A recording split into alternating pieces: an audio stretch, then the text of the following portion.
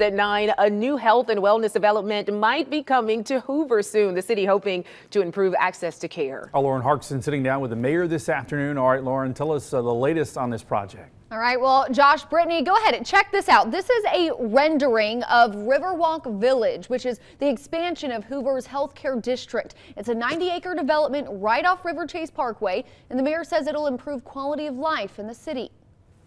We are a city now of about very close to 100,000 people. We have a lot of different individual doctor's offices, and we do have 2 freestanding emergency rooms. We don't have this type of footprint in the city of Hoover, and it's something that we feel like we need. So the city filed the Certificate of Need application for a new health care facility to include a surgical center and a diagnostic center. We started out looking at a hospital, but we are seeing that medicine is changing, it's evolving.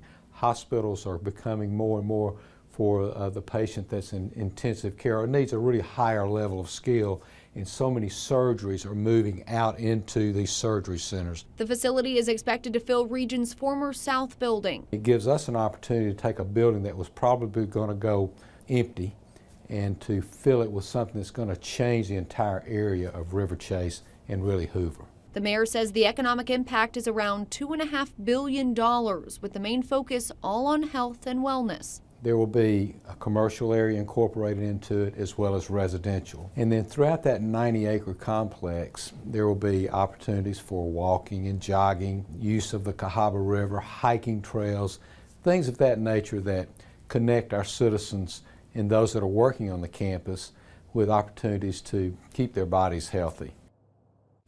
Now the city needs your help to get the Certificate of Need approved. They're asking you to submit a handwritten letter of support or sign a petition to show your support. We'll have a link on the WBRC News app with more information on how to do